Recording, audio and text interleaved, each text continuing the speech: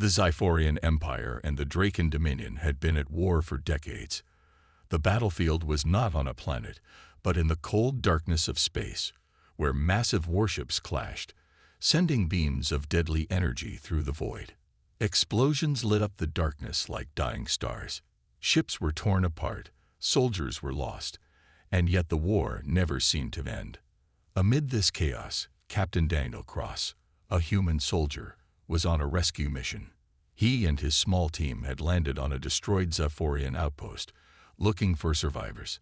The Xiphorians were an advanced alien species, taller and stronger than humans, with silver skin and glowing blue eyes.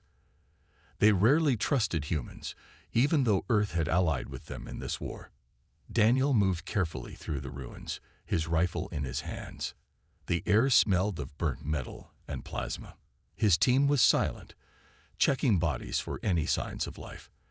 They had expected to find only the dead. But then, Daniel heard a weak groan. "Over here," he called out, rushing toward the sound. Lying under the wreckage of a fallen structure was a Xiphorian soldier. No, not just a soldier. Daniel's eyes widened as he recognized the royal insignia on the armor. This was King Xiren, the young ruler of the Xiphorian Empire. He was trapped beneath heavy debris, his face pale, his breathing shallow. Blood, dark blue and thick, leaked from a wound on his side. "Captain, we don't have time," one of Daniel's men warned. "Enemy forces are closing in." Daniel knew they should leave. Rescuing the Xiphorian king was not their mission, but something inside him refused to walk away. If they left him here, he would die. "Help me move this debris," Daniel ordered. His team hesitated, saving an enemy king. It sounded crazy, but they had followed Daniel for years, and they knew one thing: he never abandoned those in need, no matter who they were. With great effort, they pushed the metal aside. Daniel reached down and lifted the wounded king onto his back. Xiren groaned in pain, but did not resist. As soon as they started moving, blaster fire rained down on them. Draken soldiers had arrived, their red-armored forms standing against the flames of the battlefield. "Move! Move!" Daniel shouted as his team returned fire. Bullets and plasma beams flew through the air. Daniel ran as fast as he could, carrying the king while dodging enemy fire. His armor took several hits, burning into his skin, but he kept going. The pain didn't matter. Only survival mattered. Finally, after what felt like an eternity, they reached their extraction point. A human transport ship hovered above, its engines roaring. Daniel's team climbed aboard, and Daniel, with the last of his strength, pulled the wounded king inside. "Go, get us out of here," he ordered. The ship lifted off, leaving the burning battlefield behind. As the doors closed, Daniel collapsed next to Xiren, breathing hard. The Xiphorian king slowly opened his eyes, his gaze meeting Daniel's. There was confusion there, but also something else: respect.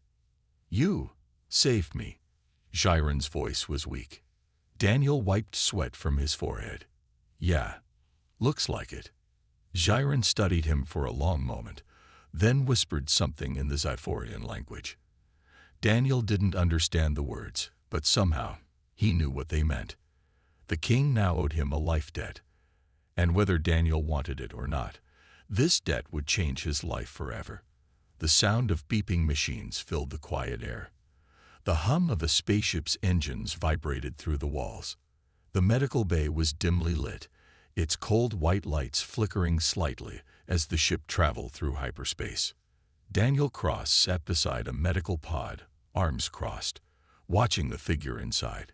King Xiren lay unconscious, his chest rising and falling in slow, steady breaths. His silver-blue skin was still pale from blood loss, but the advanced medical technology of the human ship had stabilized him. Daniel sighed. He had no idea why he had risked his life for an alien king. It wasn't strategy. It wasn't duty. It was just instinct. He couldn't leave someone to die, not when he had the chance to help. That was what made humans different. That was what made them strong. A groan pulled him from his thoughts. The king was waking up. Shiren's glowing blue eyes flickered open, his gaze unfocused at first. Then they locked onto Daniel, filled with confusion. He tried to sit up but winced in pain, pressing a hand to his bandaged side. "You're in a human ship," Daniel said before the king could ask. "We patched you up. You lost a lot of blood, but you'll live." Shiren was silent for a long moment, taking in his surroundings. He looked at Daniel again, eyes narrowing slightly. "You saved me," he said at last. Daniel shrugged. "Yeah, looked like you needed it." The king studied him, his expression unreadable. Then, to Daniel's surprise, he placed a fist over his heart. A formal Xiphorian gesture. "I am in your debt, human." Daniel raised an eyebrow. "That's not necessary." Shiren shook his head. "You do not understand our ways. A life debt is not a choice. It is a law. You risked your life for mine. I must repay you." Daniel sighed. He really didn't want anything in return. "I didn't do it for a reward." The king smirked slightly. "Then you do not know how Xiphorians repay debts." Before Daniel could ask what that meant, the door to the medical bay slid open with a soft hiss. A tall, regal figure stepped inside. Queen Seraphis, Shiren's mother. Daniel had heard about her before. She was not just the Queen Dowager. She was one of the most powerful figures in the empire. She was feared and respected, a warrior and ruler who had guided the Xiphorians through war and peace. Her long silver-white hair flowed down her back, and her sharp, angular face carried an air of authority. Her piercing blue eyes scanned the room before settling on Daniel. She did not look pleased. "So," she said, her voice smooth but cold, "you are the human who saved my son." Daniel stood up. "Yeah, that's me." She looked him up and down, as if judging whether he was worthy of even speaking to her. Then she turned to Shiren. "Are you unharmed?" she asked. "I will recover," Shiren said. "Thanks to him." He gestured toward Daniel. Seraphis exhaled softly, her expression unreadable. Then she turned back to Daniel. "My son has declared a life debt to you. Do you understand what that means?" Daniel frowned. "Not really." "It means he must grant you a reward equal to the value of his life," Seraphis explained. "And a Xiphorian king's life is priceless." Daniel shifted uncomfortably. "I told him I don't need anything." Seraphis gave a small, amused smile. "That is not how it works." Shiren sat up slightly, wincing. "I have already decided on the best way to honor this debt." Daniel didn't like the way that sounded. "I don't need riches, if that's what you're thinking." Shiren shook his head. "Not riches, something greater." He glanced at his mother. Seraphis' expression hardened. "You cannot be serious." "I am," Shiren said firmly. Daniel glanced between them. "What is it?" Shiren turned back to him. "The greatest gift a Xiphorian can offer. My mother." Daniel froze. His brain stopped working for a moment. "What?" "You saved my life," Shiren said. "I offer you the protection and companionship of my mother, Queen Seraphis." Daniel blinked. He had expected money, weapons, or maybe even an honorary title. But this, a person, a queen. Seraphis's cold fury was obvious. She turned to her son, voice sharp. "You cannot give me away like some trophy." "It is not giving you away," Shiren said. "It is honoring the law." Seraphis clenched her jaw. She turned to Daniel. "I do not accept this." Daniel raised his hands. "Hey, I don't accept it either. I didn't save you for a reward, and I definitely don't need." He gestured vaguely toward Seraphis. "Whatever this is." Shiren frowned. "To refuse a life debt is an insult to our people." Daniel groaned. "This is ridiculous." Seraphis folded her arms. "We agree on that, at least." But despite both of them rejecting the idea, Xiphorian law was absolute. The life debt had been declared. The only question now was what happened next. The tension in the room was heavy. Captain Daniel Cross stood frozen, staring at King Jiren as if he had lost his mind. Queen Serethis, the most powerful woman in the Xiphorian Empire, looked equally stunned, but unlike Daniel, she was furious. "I will not accept this," she said coldly, her piercing blue eyes locked onto her son. "You must," Jiren responded, his voice calm but firm. "A life debt has been declared. The law is clear." Daniel ran a hand through his short brown hair, sighing. "Look, I didn't save you to get some kind of reward, and I definitely don't want to cause trouble between you two." Serethis turned to him, her sharp features unreadable. "Then you should refuse." "I did," Daniel said, crossing his arms. "But your son says that's an insult." Jiren nodded. "It is.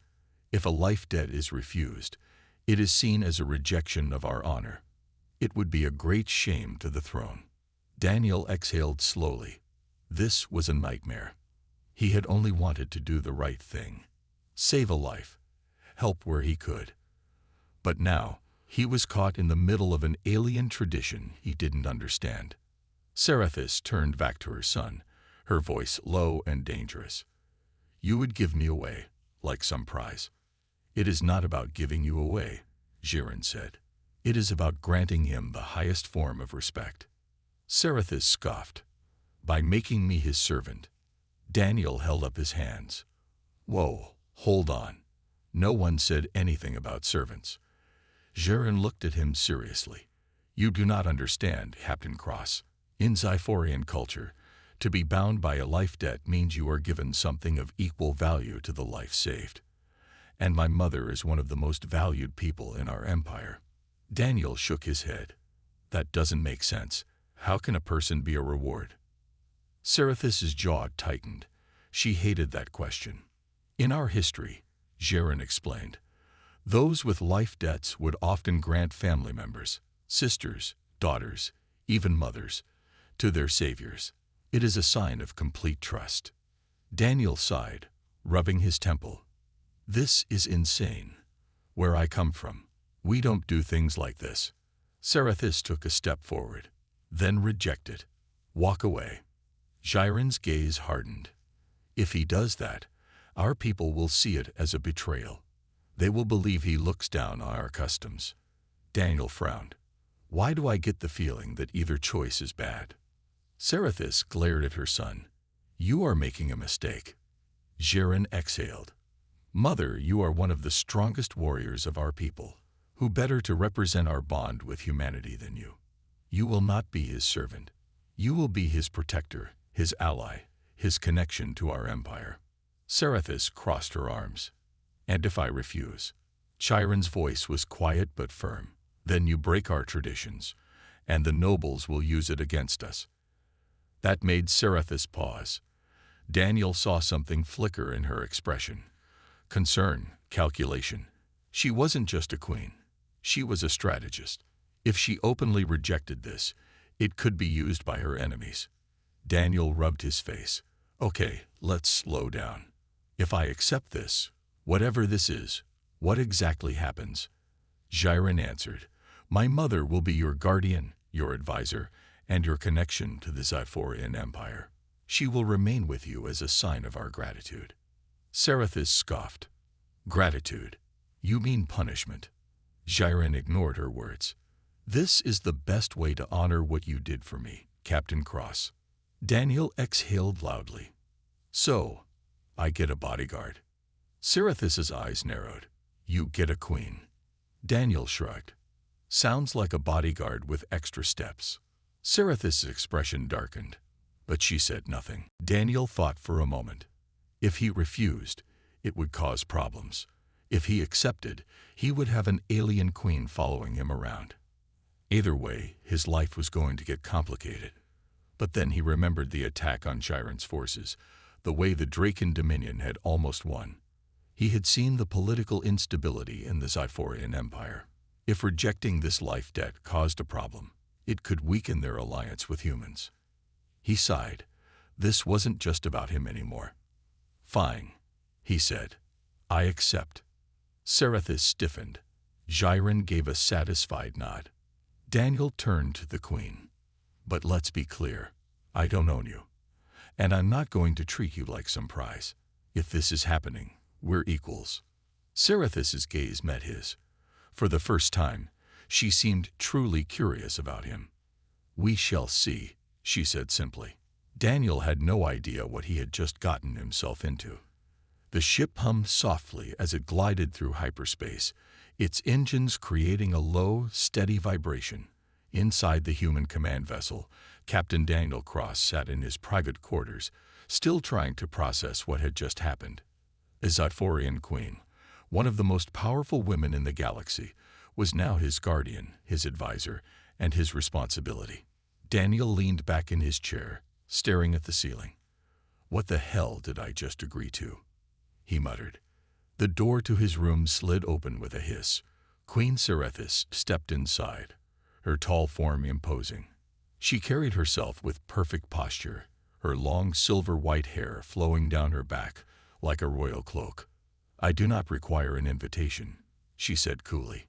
I go where I please. Daniel sighed, rubbing his temples.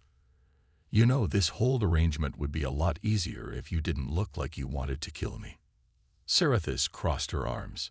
I do not wish to kill you, Captain Cross. That's a relief.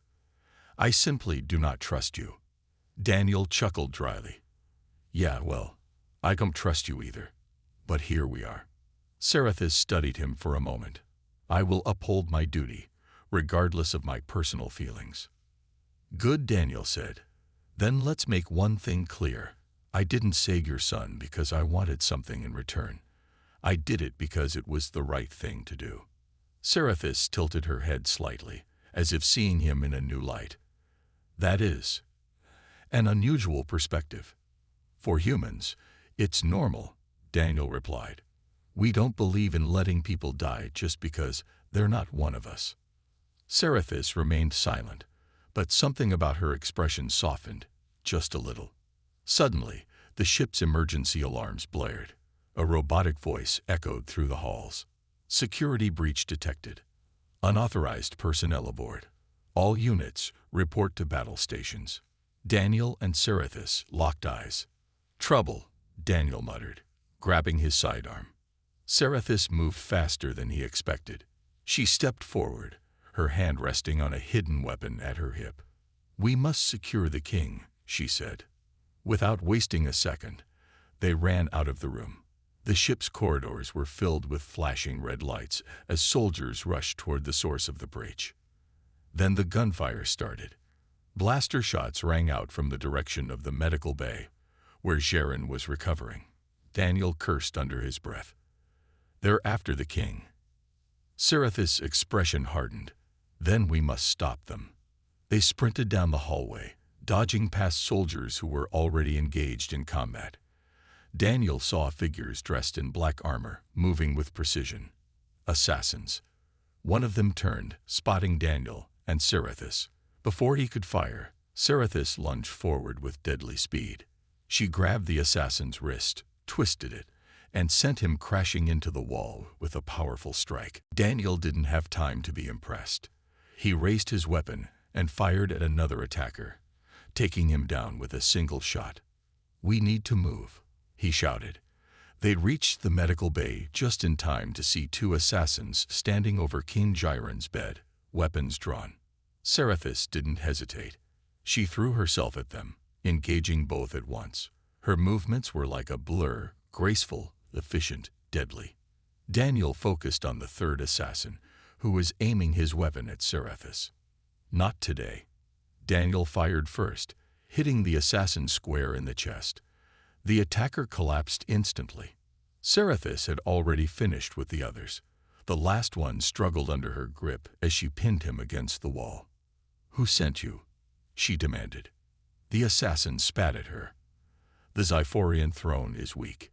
You are weak. Serethis' expression darkened. With a quick motion, she knocked him unconscious. King Jiren groaned from his bed. His eyes fluttered open, confused. What happened? Daniel sighed. Someone tried to kill you. Again. Serethis exhaled sharply, turning to Daniel. This was an inside job. Daniel nodded grimly. Yeah, which means someone in your empire wants you both dead. Jiren sat up, his face serious. Then it seems I owe you my life. Twice now, Captain Cross. Daniel crossed his arms. Yeah, well, I'd appreciate it if people stopped trying to kill you. It's getting exhausting. Seraphis narrowed her eyes. The attempt on my son's life confirms what I feared. There are those who wish to destabilize the empire. Daniel sighed. And I guess that means this life-debt thing isn't going away anytime soon. Seraphis smirked slightly. No, Captain Cross, it is not. Daniel shook his head. Just his luck. He had only wanted to save a life. Instead, he had gotten a queen, a war, and a target on his back. And somehow, he had a feeling this was just the beginning. The ship's alarms had stopped, but the tension in the air remained heavy. The assassination attempt had failed, but the message was clear. Someone wanted King Jiren dead. Daniel Cross sat at the round table in the command center, arms crossed, deep in thought. Across from him, Queen Seraphis stood tall, her sharp blue eyes scanning the room. King Jiren was there too, still recovering from his wounds but alert and listening. We need to talk about what just happened, Daniel said. Whoever sent those assassins wasn't just trying to kill Jiren. They were trying to send a message. Seraphis nodded. Agreed. This was not a simple attack. It was carefully planned. Jiren's face was pale, but his voice was steady. The enemies of my empire grow bolder. There are those who see my rule as weak because I accepted an alliance with humans. Daniel sighed. Great, so I saved your life, and now I'm part of the reason some people want you dead. Seraphis glanced at him. Perhaps. Daniel rolled his eyes. That's comforting. One of the human officers stepped forward, placing a datapad on the table. Captain, our security team analyzed the bodies of the assassins. They weren't just mercenaries. They had military-grade equipment, Xiphorian weapons. Daniel raised an eyebrow. Wait, you're saying these guys weren't Draken agents? They were Xiphorians. The officer nodded. Looks that way. Seraphis's face remained unreadable, but Daniel could tell she was angry. This means someone within the empire was behind the attack, she said. Possibly a noble family. Jiren exhaled slowly. A coup. Seraphis gave a small nod. It is possible. Daniel leaned back in his chair, running a hand through his hair. So let me get this straight. You've got political enemies who hate humans, and now that I'm connected to you too through this life-debt thing, they see me as part of the problem. Seraphis met his gaze. Yes. Daniel shook his head. I should have just left you on that battlefield. Seraphis smirked slightly. But you didn't. Daniel sighed. Yeah, that's the problem. A queen's perspective shift. After the meeting, Seraphis found herself walking through the corridors of the human warship, observing the crew. She had always believed humans were lesser beings, physically weaker, emotionally reckless, and too unpredictable. But after watching Daniel in action, she was beginning to realize something uncomfortable. She had been wrong. When the assassins attacked, Daniel had fought without hesitation. He had stood his ground not as a man serving a king, but as a warrior protecting a life. That was something Xiphorians respected. And then there was the way he spoke, not as someone beneath her, but as an equal. It irritated her, but it also intrigued her. She reached the ship's training bay, where human soldiers practiced combat drills. To her surprise, Daniel was there, standing in the center of the sparring ring, dressed in simple combat gear. He was surrounded by 3 soldiers, all larger than him. It was clear they were training, but there was something about the way Daniel moved. Quick, strategic, efficient. Seraphis folded her arms, watching as he dodged an attack, using his smaller frame to his advantage. Then, in a swift motion, Daniel disarmed one soldier, twisted around another, and sent the third crashing to the ground. The human soldiers groaned as they stood up. One of them laughed. Captain, you're brutal. Daniel smirked. I had a good teacher. Seraphis took a step forward. You fight well for a human. Daniel looked over, surprised to see her there. Was that a compliment? Seraphis tilted her head. An observation. Daniel grabbed a towel, wiping the sweat from his face. You should try it sometime. Seraphis raised an eyebrow. Try what? Sparring. It might help you get rid of some of that royal stress. Seraphis narrowed her eyes. You believe I need training? Daniel grinned. I don't know. You tell me. Without hesitation, Seraphis stepped into the ring. Very well. Let us see how humans compare. The soldiers cleared the area, watching with interest. Daniel shrugged, adjusting his stance. All right, Queen. Let's see what you've got. Seraphis moved fast, faster than any human. Her first strike was so quick that Daniel barely dodged it. The fight lasted only a few minutes, but Daniel held his ground. He was stronger than she had expected, more adaptable. Even though she was faster and more powerful, he anticipated her moves, dodging at the last second, using her own momentum against her. Then, in a perfectly timed counter, Daniel managed to sweep her legs out from under her. For the first time in a very long time, Seraphis fell. The room went silent. Seraphis lay on the mat, stunned. She looked up at Daniel, who extended a hand toward her. You all right? He asked. She stared at his hand for a long moment before taking it. As he pulled her up, she met his gaze and felt something strange. For the first time in her life, she was looking at a human as an equal, not a lesser being, not an outsider, but someone who had earned her respect. And that more than anything unsettled her. The ship floated in deep space, surrounded by the silence of the void. Inside the warship, tension filled the air. The recent assassination attempt had left the crew uneasy. Whoever had sent those assassins was still out there. Captain Daniel Cross stood in the war room, looking at the holographic display of the Xiphorian Empire. Queen Seraphis stood beside him, her sharp blue eyes scanning the map, while King Jiren sat at the head of the table, still recovering but focused. The attack on you wasn't random, Daniel said, his arms crossed.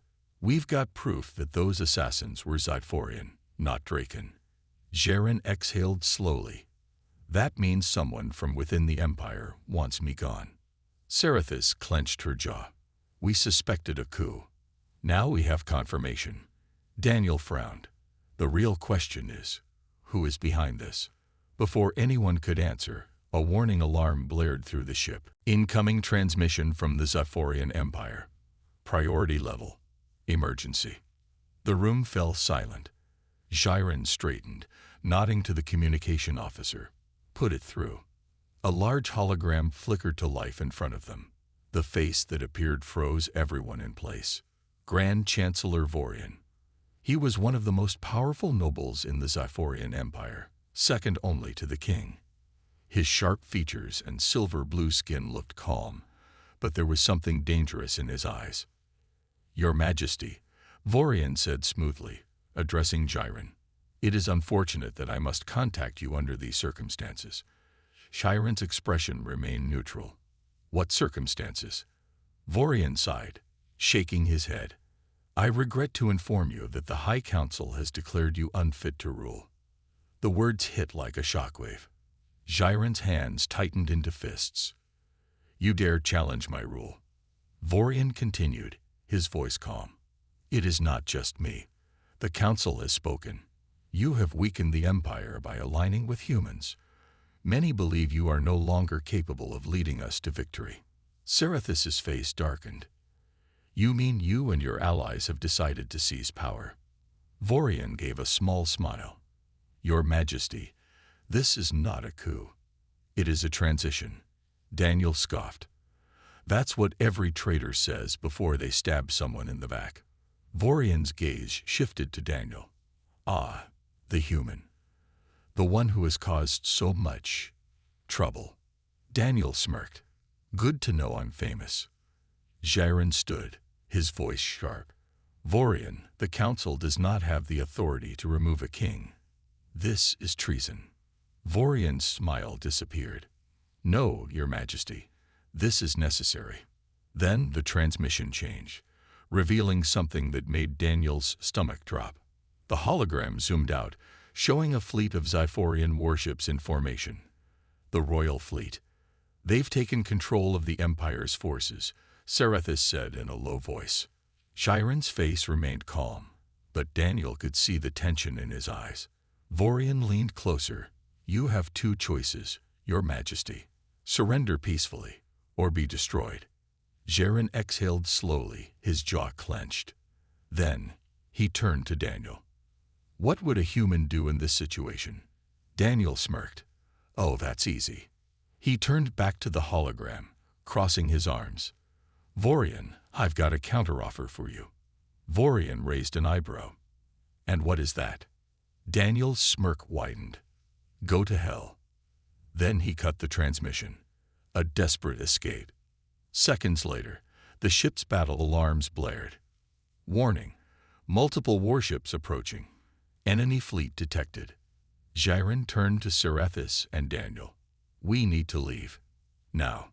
Serethis was already moving. "Set coordinates for the outer colonies. We cannot face them directly." Daniel rushed to the command deck, barking orders. "All hands, prepare for emergency jump." The enemy fleet opened fire.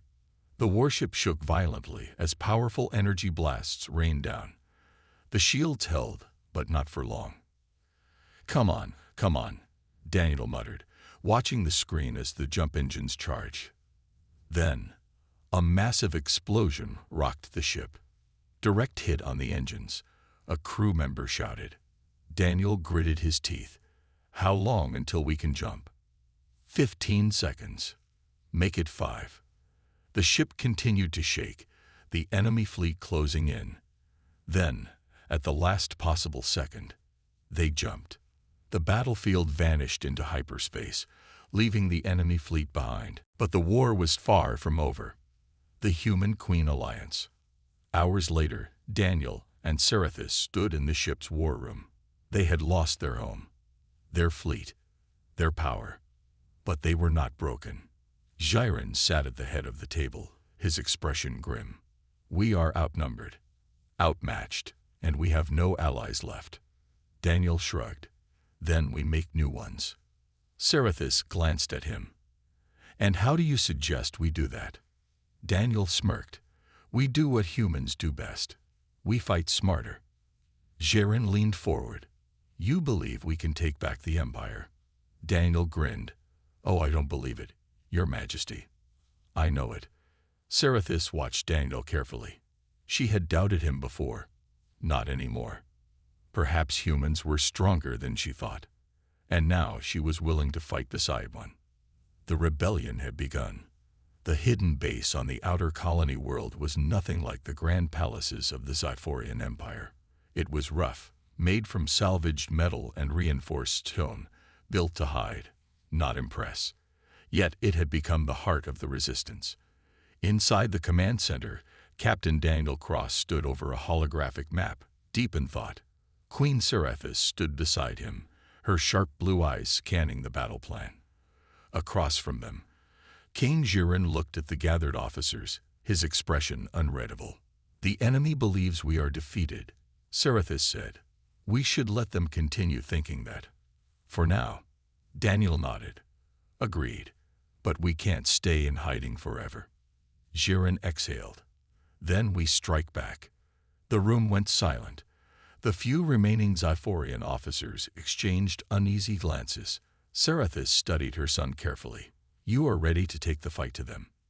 Jaren's jaw tightened. "I must be. If I do nothing, then Vorian wins." Daniel smirked. "Good, because I have a plan." Serethis raised an eyebrow.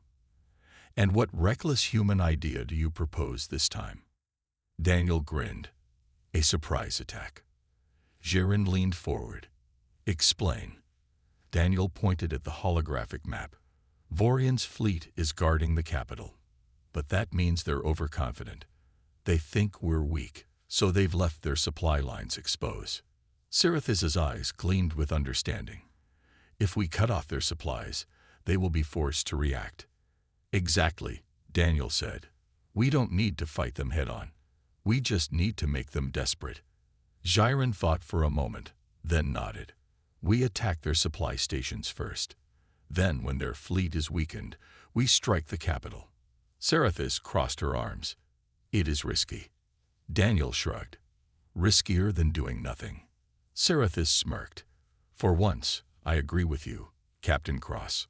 The room filled with energy as officers prepared for battle. The final fight for the Empire had begun. The battle for the throne. The first attack came swiftly.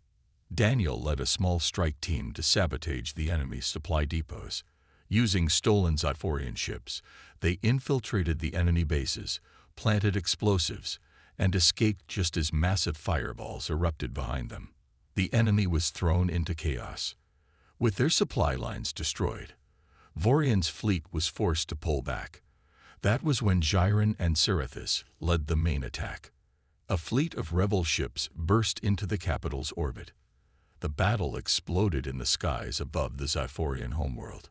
Ships clashed, weapons fired, and explosions lit up the void like dying stars. Daniel piloted a fighter, weaving through enemy fire. How's it going down there? Seraphis's voice crackled over the communicator. The ground forces are pushing toward the palace, but Vorian's personal guard is strong. Daniel gritted his teeth. Then let's make it easier for them. He dived his ship toward the enemy ground forces, launching a barrage of missiles that tore through enemy defenses. Seraphis, leading the charge with her warriors, saw the explosions and smirked. Impressive. The final confrontation. Inside the royal palace, Vorian stood in the grand throne room, waiting. He had nowhere left to run. The massive doors burst open as Seraphis, Jiren, and Daniel marched in. Vorian smirked. So, you finally arrived. Jiren's voice was cold. Your time is over. Vorian shook his head. You are still a fool, Jiren. Aligning with humans has made you weak. Daniel rolled his eyes. Man, you guys really hate humans, don't you? Vorian sneered. You are nothing but a mistake of evolution. Daniel grinned. Funny, because I'm the one still standing. Seraphis stepped forward. Enough talk.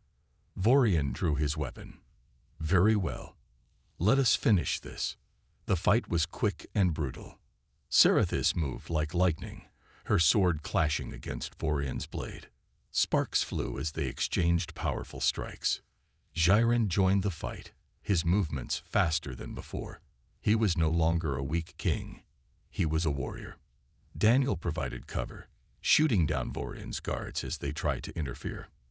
Then, in a single final moment, Seraphis disarmed Vorian, her blade at his throat. Vorian's breathing was heavy, his face filled with rage.